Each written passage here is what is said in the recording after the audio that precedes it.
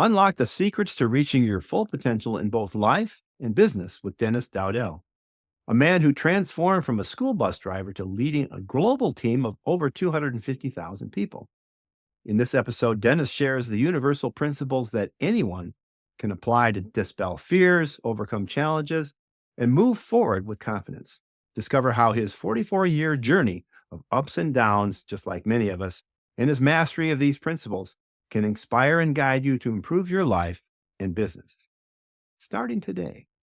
Welcome to the Lead Machine Growth Show, where you will discover how to tackle your tech, master your message, and design your dream. Paul Guyan, the mastermind behind the Lead Machine, introduces you to trailblazers who inspire you to implement life-changing solutions and systems you can model to nurture your leads and get your offers seen by your ideal clients who will invest in themselves and you. Be sure you visit our website at www.leadmachinegrowthshow.com. While you're there, subscribe to us via your favorite network. Now, tune in and get ready to transform your vision into reality. Welcome to the Lead Machine Growth Show. I'm Paul Guyan, your host, Lead Machine coach, and founder of the Lead Machine Marketing Group and Mastermind. And I'm dedicating to helping you tackle your tech, master your message, and design your dream life. And so whether you're just starting out or you want to take your business to the next level, let's get this conversation started. So Dennis Dowdell, thank you, my brother. Thank you for being here today. And that's quite a transition from the bus driver and leading a huge team. There must have been a spark somewhere that said, I'm not reaching my full potential. So what was that spark, and how did you get to where you were leading a team like that and inspiring people? Wow, thanks for asking. By the way, just thanks for having me on the show, Paul. I mean, what a great honor. I love what you're doing. I love what you stand for. I love the integrity that you operate with, and that's powerful. But you know, I had when I had graduated from college, I didn't do well in college. I didn't do well on courses, but I didn't do well in people. And my desire is always really to be able to make a difference for people. And my pleasure was really to want to be able to travel the world. And so I'd been graduated from school, and I wasn't sure what I wanted to do because, you know, a lot of people, they get a job and they're there for 4, 5, 6, 7 years. They get another job and then they're there for a few years. And I understand that there's even certain strategies as doing that in the business world. But for me, I didn't want that. I'm a guy, when I make a decision, you know, I want to stay with it, you know, as long as possible. Make reversible decisions quickly, make irreversible decisions slowly. And so when I graduated, I thought, well, I'm going to take some time because I want a career where I can make a difference and travel. And so I got a job driving a bus because I thought, well, I could make a difference with the kids, you know, that I drive with, but it'll also give me time to search. And after a few years, I started thinking, I was coming up on my 30th birthday, and I thought, oh, wait a second. You know, back then I was thinking, gosh, I'm starting to get old, you know. Now it's a young kid to me, but then I thought, yeah, I'm starting to get old. I better get on with this. And so I started looking around. I actually found 2 positions that would have paid me more than I was looking for, but it would have been a job, and I didn't want a job. I wanted to do something that I would love to do, that I can make a difference, because if I could make a difference for people, I knew I would love it.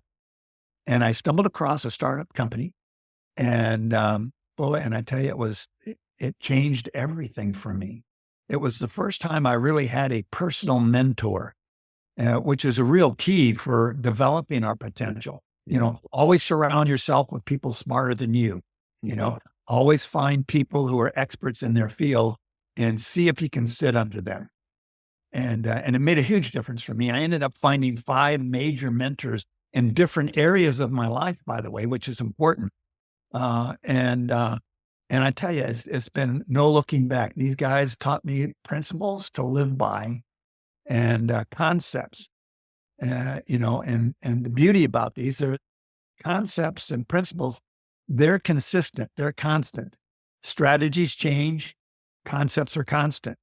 And so I knew that these were valid ways to be able to develop my life. And I just learned a lot. And what I really discovered, it's not as hard as people think. And since it's not, this is what I've been doing in these last, 44 years is I really just work with individuals, and then the individuals work with individuals. And so we develop teams. And so it's just been, it's the ideal job, career really, that I ever could have imagined. So you mentioned those principles. I like formulas. I like systems. I'm a systems guy. I'm in IT for 40 plus years. It's going on, gosh, about the same amount of time that you've been in it too. We may have been born around the same time. Uh, I'm just wondering about the principles that I was introduced to, and like I said, I love formulas. And one of the first things was from Napoleon Hill, Think and Grow Rich. Mhm. And if you go back further, then of course there's the Bible, there's the Ten Commandments, there's love one another as you love Mhm. yourself. Yeah. So what were the principles that you discovered from those five mentors? Well, I mean, actually, as it turned out, one of my mentors, brilliant guy, Bob Beal, he's a uh, he's he's a mentor to senior executives, Fortune 500 companies, and so forth. But he asked me when I was just turning around 70. He said, "Hey, Dennis," he said, "you've built this enormous team and done wonders with people." He said, "What are the principles that you've used over the last 4 decades, Mhm. developing people and developing your business?" And I said, "Well, there's a lot of them." And he said, "Make me a list." And I said, "Okay," you know. So I just start writing all these different, concepts that have been you know, uh, transferable. In other words, they work in any society, any culture, with any philosophy. Uh, all of that's irrelevant because they're principles of life. And so I made up a group of about 45 of them. And he said, "Well, Dennis," he said, "I think you have a book there." And I Yeah. thought, wow, what a thing. It was on my bucket list from 20 years ago, but I never thought I failed English twice, so I didn't think that was within my capacity. But, as you learn and as you learn to follow some of the principles and really just following my own principles, Yeah. it was how I was able to write the book. Yeah. So, but there's a couple key principles that I divide them into 6 areas. I think there's principles about our purpose. We need to understand, who we are, what we're here for, where we're going. Everybody wants to know that, by the way. Every country, culture, society wants to know. Everybody wants those questions answered. Um, and if I'm going to fulfill my purpose, the key is becoming the person necessary to do that. So I need to develop myself personally to become the person who's able to fulfill that purpose. Mhm. And the only way I can do that is to have my mind set on it, to have that focus. So focus always precedes success. So I need to be able to focus on becoming that person to fulfill my purpose. And when you're doing that, uh, everything and anything that we're going to do involves people. So the greatest asset I discovered were developing people skills. Like I said, I didn't do well in college with courses, but I did extremely well with people. And so I learned to develop people skills. And the people skills, were the things that helped me to, hang on to, my mindset to become that person. Right.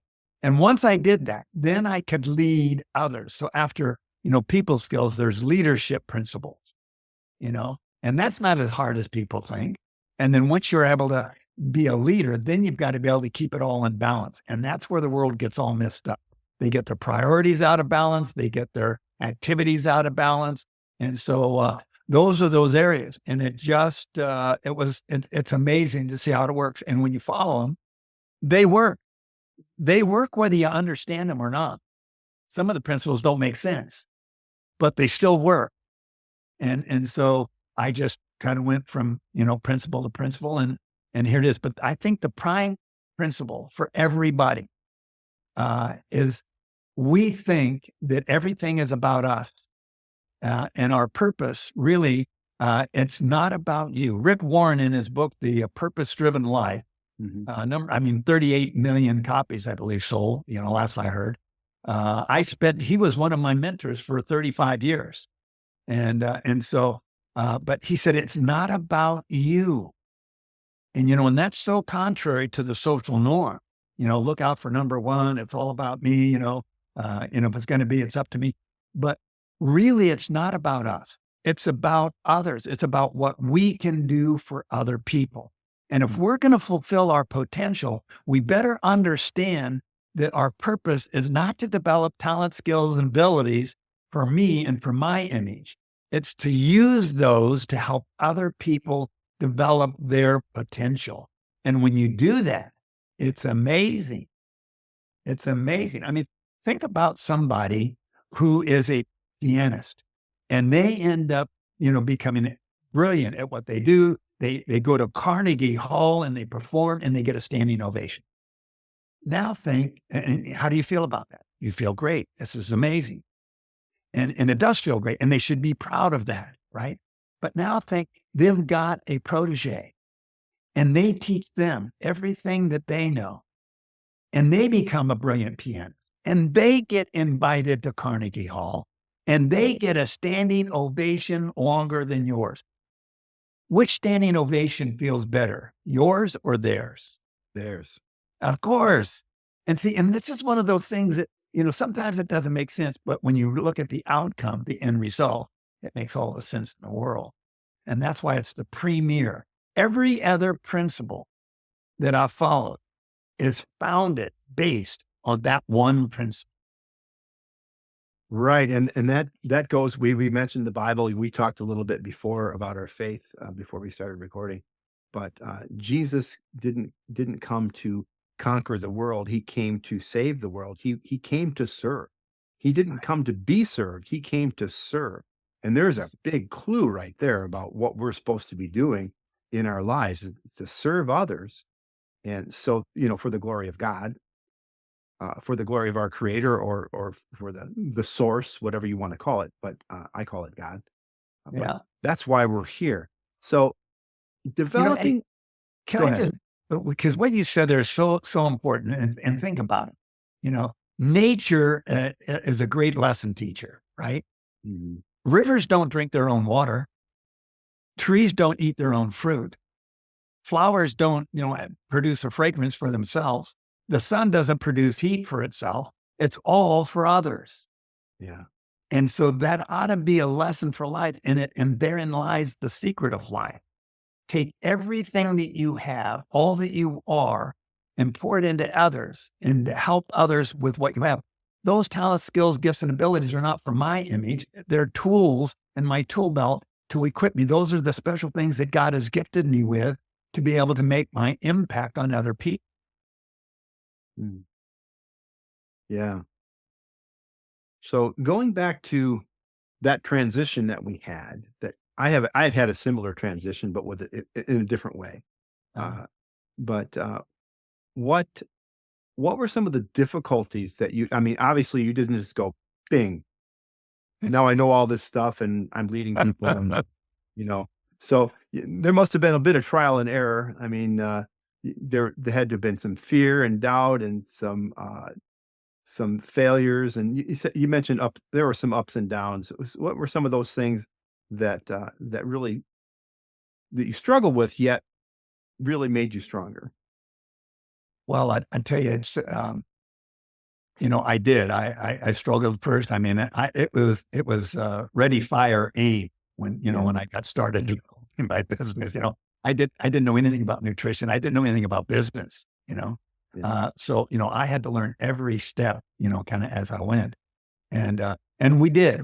I ended up growing and things went real well. I mean, the first 5 years was, totally amazing.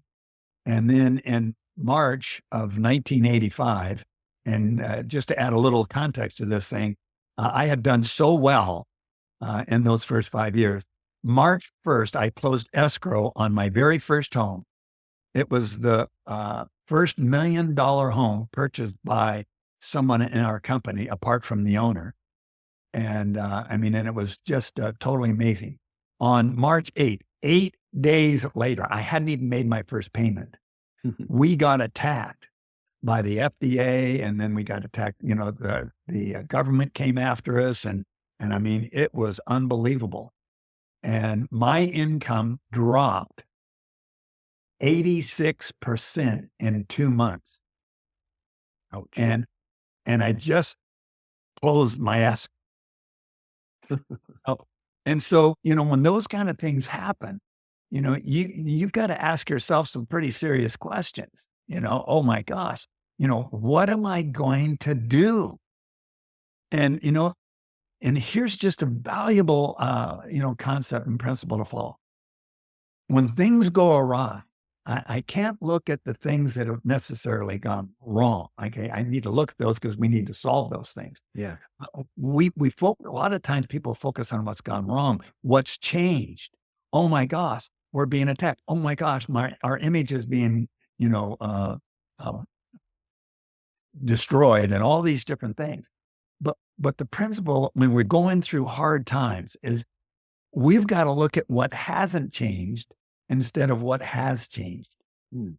And so when I saw my business go down, when I saw my team leave, I lost, 80% of my team, as well. They all left because I dealt with independent contractors.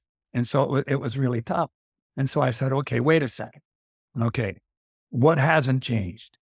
Okay. My product hadn't changed. My plan hadn't changed. The need hadn't changed. My purpose hadn't changed. My vision hadn't changed. None of that. I didn't change. And so I said, okay, so all I've got to do is continue on with my purpose, right? And maybe I need to adjust my strategy. Yeah. But nothing else had changed.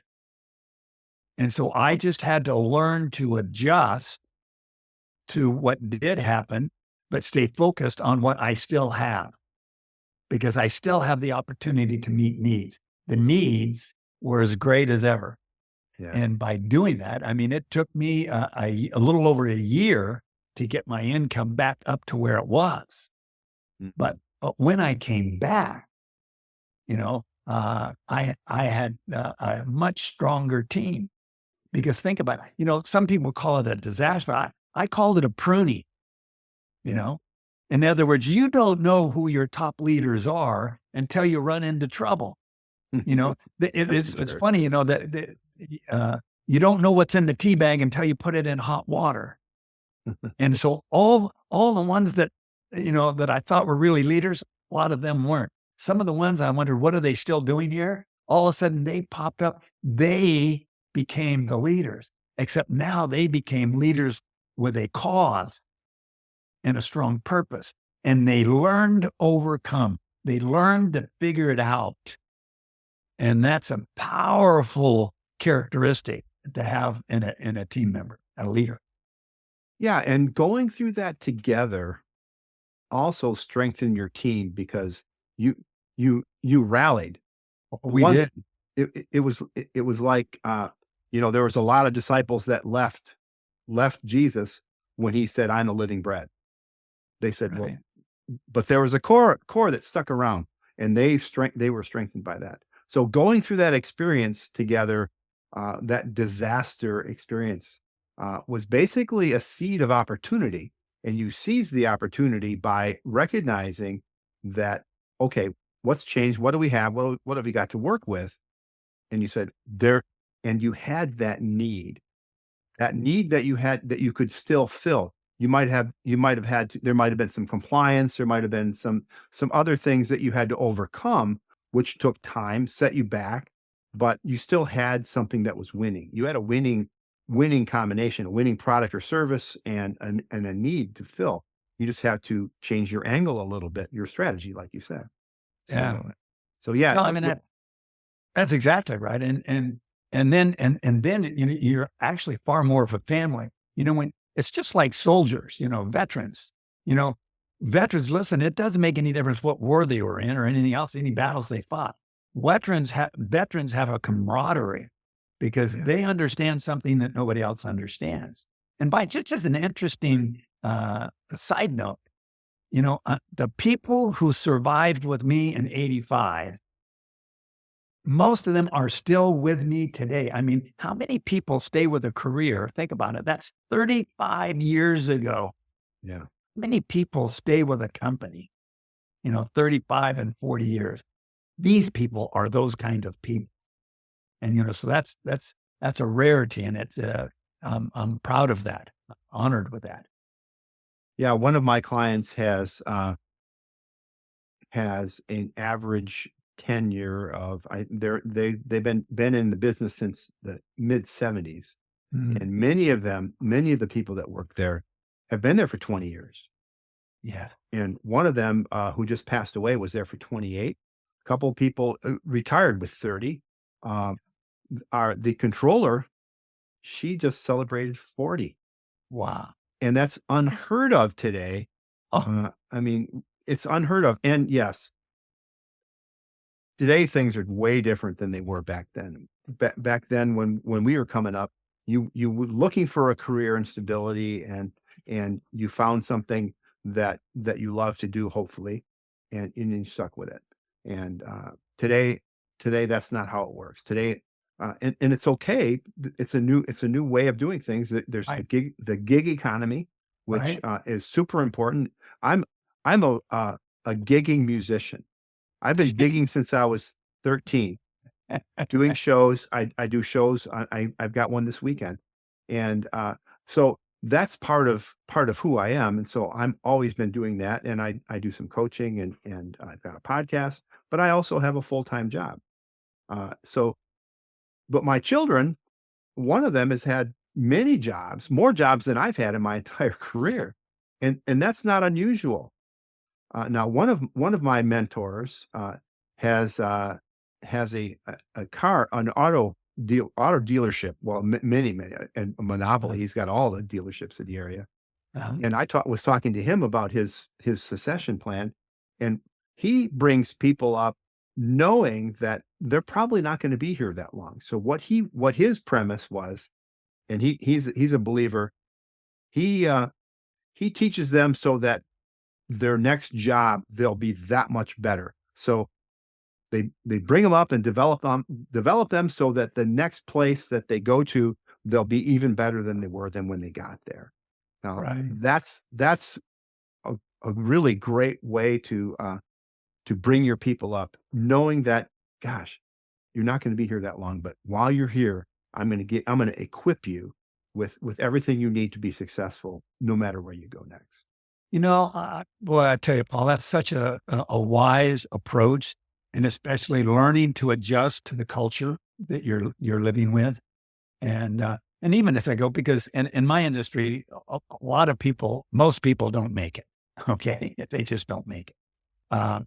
But that's been a lot of my thinking when I would bring somebody on to recruit, a new team member. I would tell them, I said, listen, I said, I'm not looking for an employee. I said, I'm not looking for my best friend.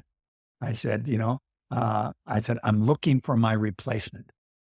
I said, all I want you to do is I want you to know what I know and be able to do what I do. And that way, if you know what I know and can do what I do, I don't have to do it anymore, but I still get paid, and that's my residual. That's my royalties. Right. And I said, but regardless, when you walk out of here, if you stay here for whatever time you do, you're going to have more value to the marketplace because of the way you think, because of your attitude and the way you approach life and business. And that's going to make you more valuable no matter where you go. Yeah, I like that approach. It's training your replacement. So right from the get-go, you're training your replacement. So what are some of the ways that you go about doing that? I mean, there's like I'm an implementer, so I want to know the steps. And I think the people that are listening here might be solo entrepreneurs, and they might be bringing on their first virtual assistant or their first team member. And so how do you instill that what you know, and also include what you value? Yeah. Well, I tell you, I mean, it all begins with the idea of really helping them to understand the purpose of our business. And so they've got to get wrapped up in the cause. I said, listen, I said, if you're interested in the cash, odds are you're not going to make it. I said, but if you're interested in the cause, you'll make it whether you stay or not. So it's the cause. And I think that's something that every company, even big companies, the guy who's out on the assembly line, they're going to have far better results if he understands he's a part of the bigger picture. He needs to know what part he plays in the bigger picture because of what that person does. When this person's driving a car, they can just flip this little switch and all these things happen because he did his part. And so when you see yourself as a part of a bigger picture, people want to be a part of something significant. And so I think that's important. And so I infuse in them the cause of what we're doing, the idea of making a difference, and when people begin seeing that, that's when all of a sudden the real reward, comes in. And then you just help them to develop that cause, develop the skills, that allow them to grow. And when they're universal skills, when they're universal principles, then it plays both here or on the outside. So I always start there. I think that's important. Then, of course, they have to know their product. Okay, if you can't tell your customer what your product does and how it works and how to use it, then it's not much. And it doesn't take that much to do that. You see. And then once they understand that that product, then how can I serve you? How can I help solve your problem? Really, what we do is we don't sell anything. Okay. Even though I've got millions and millions of dollars in sales every month, we don't sell anything. We simply solve a problem that person up to that point in time has not ever been able to solve. That's it. Because when I first looked at the company, I thought, oh no, it sounds like sales. I'm out of here. And my first mentor, he just said, Denny, he says, you work with college kids, right? And I said, yeah. He said, what do you do? And I said, I help them solve problems. And he says, well, do they have financial problems? I said, Mark, they're in college. What are you talking about? Yeah. And he says, well, do they have weight or health problems? And, I says, energy. And I said, Mark, I said, all-nighters. I said, have you ever heard of the freshman 15 or the freshman 30? I mean, of course. And he says, good. Now you have two more problems to solve. And for me, the penny dropped. I mean, I kind of heard that idea, but the penny dropped. I said, oh, I don't have to sell anything. And so I just say, hey, listen, here's my product. Here's your problem. Here's my product. This product solves this problem. If you don't like my product, you keep your problem. I keep my product. We're both happy. I mean, so there was and what it did, it took all the pressure away. And that's the idea, is that I can help solve problems that they haven't been able to solve before. And when they do, they recommend it. That sounds so simple. Yes. Yet it is so, so difficult. And here's why. Most business owners, most managers, most people are focused on their product. So they build a product and they try to find a market to sell it. They ignore the problem that it solves. And so when they go to market it, they have trouble. They talk about the features and the things that, that make it, and it's a widget. It's basically, you can get this from the next guy. In most cases, you can get this anywhere. Yeah. It's not until you start talking about the problem that's being solved, whether it's losing weight, lose 10 pounds in the next 15 days, or get down to your bikini weight in 28 days. That's a problem that you're solving. Right. If you don't think in terms of that, and so many of the clients that I work with, the number one thing I start with is, who do you serve, and what is their number one problem, and how does your product service? And that takes a while to dig into that. And Well, but it you're sounds right. simple. And I think that's it takes an extremely wise, intelligent person to keep things simple. Yeah. And the founder of our company was a ninth grade educated dropout, but he was a ninth grade educated genius. And I learned that from him more than anything. he kept it so simple. Basically, I mean, think about it. We've all heard it. You don't sell the steak, sell the sizzle. Yeah. Sell what it's going to do for you. Jim Rohn, I spent 32 years with him, 33 years with him. I had that opportunity to travel and such with him. But, he said, results are the name of the game. People said, well, what about this? What about that? And I said, I'm not really sure about this or that. But what I do know is that, that 10 pounds you want to lose will happen when you take this. Well, do I have to do this? Do I have to? I said, you don't have to do anything. But, here's the formula. It's kind of like you were saying earlier. Here's the formula. You follow this formula, you get these results. If you don't follow this formula, I have no idea. I just don't, and you said something earlier I thought was very, you were talking about systems. And I think that, poor people have goals. Rich people have systems. I mean, there could be a hamburger joint down the street from McDonald's, but guess who sells more hamburgers? Why? One has a real system, a universal system, and so, so that's real important. And so once you give them, you got to tell them, what it's going to do. Okay. What results they're going to get, and then how to implement it. Right. What it is. I mean, somebody told my dad one time when we went through that crash, they said, "Oh, Bill," he said, have you been watching the news? I mean, those products you're taking, there's on there, man, it's poison. It's killing people off. I mean, they're growing 2 left arms. And he said, man, he says, Bill, that stuff's poison. Right.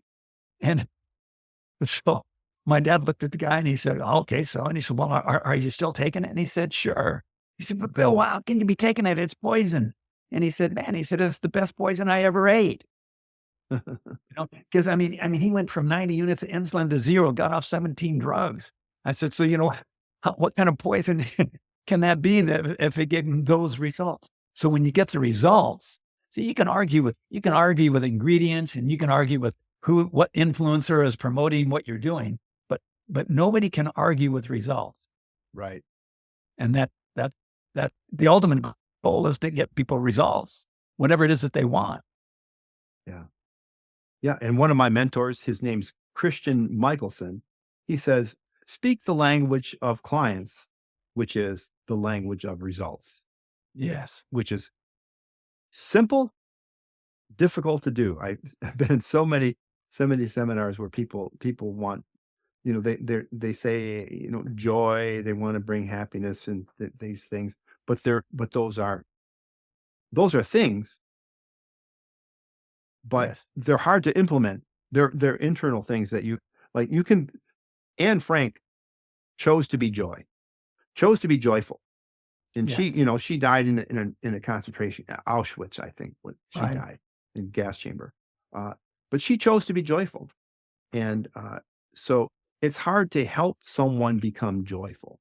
You can plant seeds with them, but as a business model, that's going to fail if you don't have some sort of systematic way of helping them. But at the end of the day, it's on them. It's on the customer to achieve that result.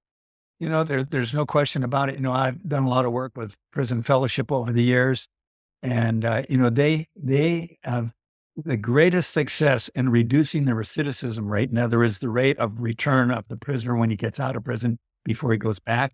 And a lot of places it's 50, 60, 70, even 80% will be back within 3 years. Yeah. And yet they've been able to lower that to, 12, 13, 14%. And how do they do that? Because they don't change the activities. They work on changing the heart. They work on changing the perspective. And when you change the heart, then the activities follow. And so that's where it begins. It's like they say, love the Lord with all your heart, then your soul, then your mind. It's real important when you change the perspective, then change things happen, because most people change either by pain or pressure. Yeah. But if you want the change to be permanent, then you have to change by perspective. It's the perspective, how you look at things, and when you can see, even learn to see the good in every bad, versus the bad and good. But if you can see the good and bad, every problem, everything is potential. Anytime we encounter a problem, listen, it's called forced growth. I Yeah. mean, think about it. Think of anything that anyone has ever succeeded in, whether it's sports, whether it's a musician, whether it's an activity, anything they've ever succeeded in. How have they succeeded? They've overcome a problem. Mhm. They've overcome the rhythm problem. They've overcome their standing approach, their swing. They overcome problems. Anytime you grow is because you've overcome some obstacle or problem. And so that's the key. And so you just have to realize that there's a lesson in every problem, every problem. And one of our standing themes was everything was no problem, no problem. When the crash hit, no problem. Now it didn't mean the problem didn't exist. Yeah. It meant we didn't focus on the problem. You spent 10% of your time looking at the problem and see where you need to go. And then you spend 90% of your time solving the problem. Yeah. You take what you do have to solve and create what you don't have. That's exactly what they did on the Apollo 13 mission. Remember that? Yeah. They went up and they had the big explosion and they had to get back, but they had to live in the capsule, Yeah. right? And so what they had to do is they had to figure out a way in order to get oxygen. They had to figure out a way to basically put a square peg in a round hole. And mission control gets a table and they throw everything that they have on the ship up there on the spacecraft. And he said, gentlemen, this is what we have. And we have to be able to take a square peg and put it in a round hole. And this is what we have to do it in. We have to take what we do have and create something we don't have, or we have 3 dead astronauts. Yeah. And they did it. And that's what we have to do in our life. And that's what we have to do in our business. Take what we do have, create what we don't have. And when we finish it, guess what happens? We become more valuable. And the marketplace pays for value. They don't pay for your time. Right. They don't pay for your skill. They pay, again, results. They pay for what you can do with that skill. And when you implement it and you apply it and you bring results, you become more valuable. Every problem I solve makes me that one problem more valuable because that means I can solve another problem. Penny ante paycheck versus $1 million paycheck. One solves penny ante problems, the other solves $1 million problems. That's the difference. Yeah. Yeah. Same guy. Same guy. Yeah. Same gal. Gal. Yeah, right. So while we're going through all this, ups and downs and challenges and overcoming challenges, and we've got this mindset shift, we sometimes get discouraged and we just go, oh, here's another one. What is the key to overcoming that and overcoming the key to encouragement? What is it? What do you teach people and what do you believe? Well, that's such a great question. And my career has been filled. My entire career is basically, overcoming discouragement. When people come to me, they're discouraged because things aren't going as they want them to go. And when they start going through the process, it doesn't go as fast as they would like it to go, or as well as they wanted it to go. So, but here's the key with encouragement. Encouragement is creating hope for the future. When a person has hope for the future, they're not discouraged. Everyone I've ever met who's discouraged has lost their hope. So we have to recreate the hope. And what I try to do, and this is where we talked about that initial foundational principle, got to go back to your purpose. Hey, wait a second. Why did you sign on? Why did you take on this challenge? Why did you start this project? What was the dream? What was the vision you had for this project? What was it going to look like? What motivated you? Why is it that you did it? See, what somebody does is mechanical. Why somebody does it is everything. See, the why is far more important than the what, because that's the motivation. So if I want to give them hope and I want to remotivate them, then I've got to get them to relive that initial drive and reason that they made the commitment and put in the hours. And then you remind them and say, listen, and not only will that work for you, we know that it will work for you. Why? Because it's worked for this person and this person. And then you tell them other success stories. There's other people just like you. And by the way, you're talking to one of those stories. Me too. Yeah. I mean, I've been through it, but I have to go back. Okay, why am I doing this? That's why when we went through the crash, I don't like, what did I have? What hasn't changed? These are the things that hadn't changed. And so that's just really, really important to do that. And by the way, a lot of times when people want to encourage people, it's amazing. They said, well, you should do this or you should do that. And you should go here, or you should take this, or you should, listen, this one principle alone will be worth the entire time people have been on this show. Okay. And here's the principle: replace all shoulds with coulds. You say, you should take that class. No, but you could. You should work out, but you could. You should write a book. No, but you could. And why is that? Think about it. If you say you should do something, what's the scenario though? What's the atmosphere? When you say you should, and you're talking to somebody who's depressed, they're saying, yeah, well, who are you to tell me? Right? In other words, oh yeah, why should I? In other words, the walls go up. Who are you to tell me, and why should I do it anyway? Right? But if I say, instead of you should, if I say, you could spend some time with a mentor. You could get involved with this class. You could write a book. See, when you say you could, what response does that evoke? You could do this. Oh, I could? But how? Exactly. Exactly. See, Yeah. one closes their ears, the other opens their ears. Yeah. Should evokes why and puts the hands up, defense. Could says, really? How? Invokes possibilities, evoke the potential. See, what you plan to be, what you plan, is what you could do, right? But your potential is what you could do. Your plan is what you plan to do, but your potential is what you could do. And so that's what I do. Come back to the cause and let them know, listen, you can do this. I know it. I believe in my people more than they do. And so that's that encouraging thing. And we're always going to do it. We always have to remind ourselves. Another thing that a very practical thing to do. I say, okay, here's what in the very beginning, I want you to keep a positive progress list.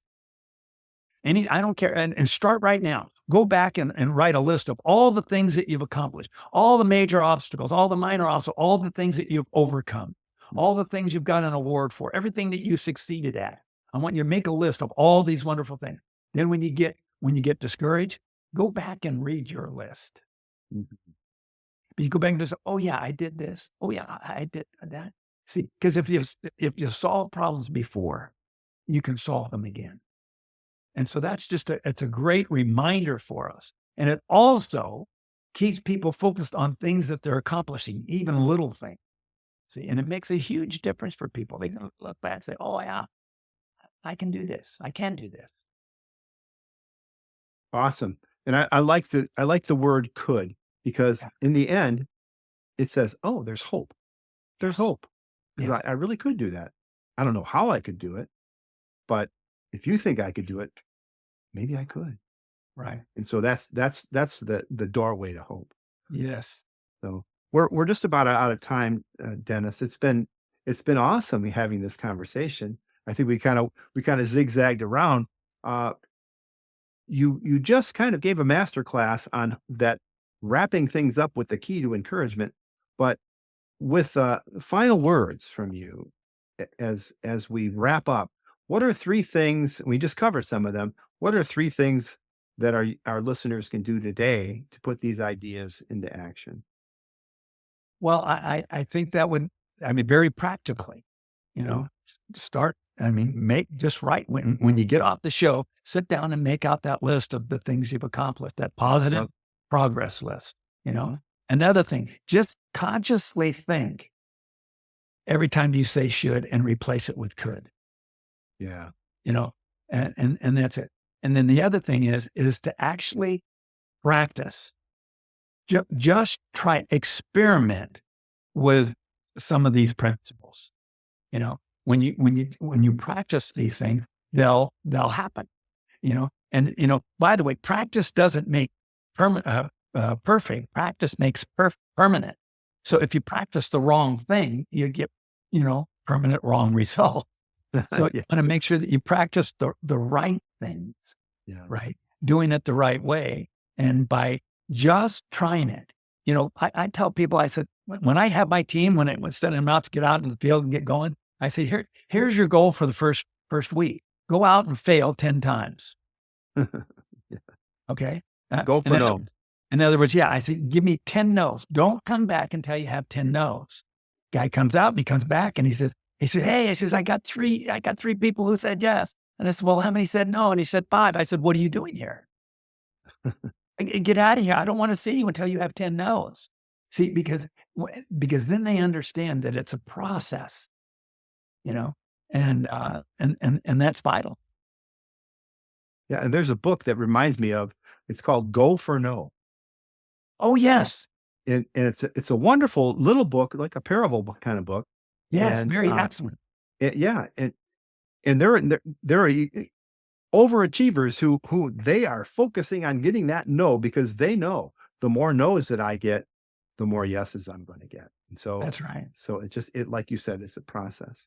Yeah. So it's been wonderful getting to know you a little bit, Dennis. I appreciate your wisdom and all the nuggets of positivity you've just dropped on us.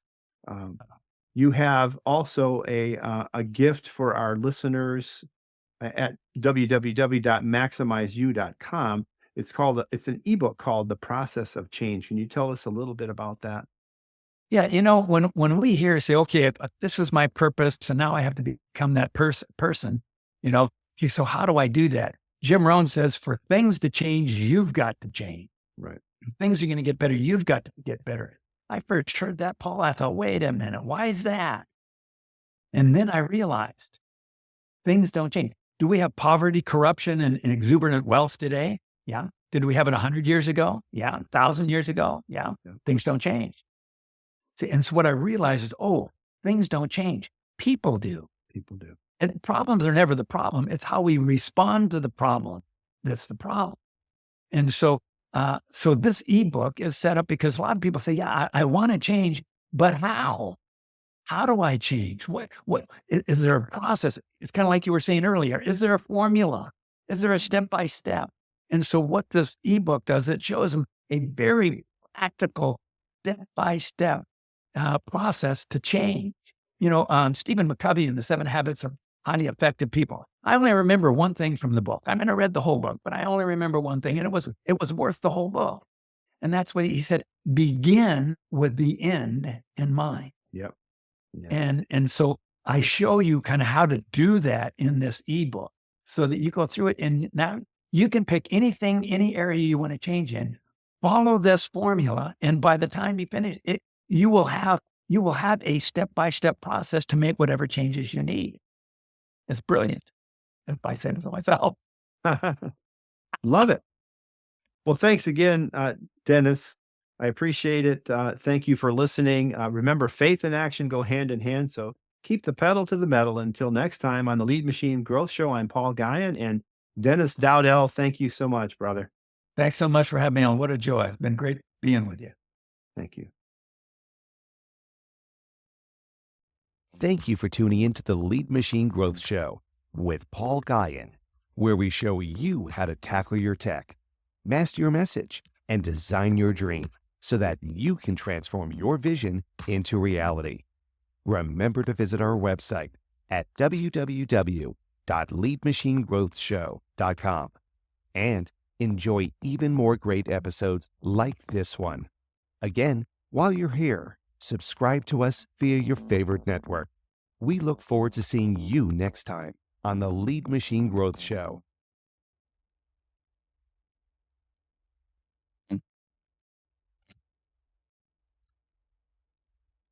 I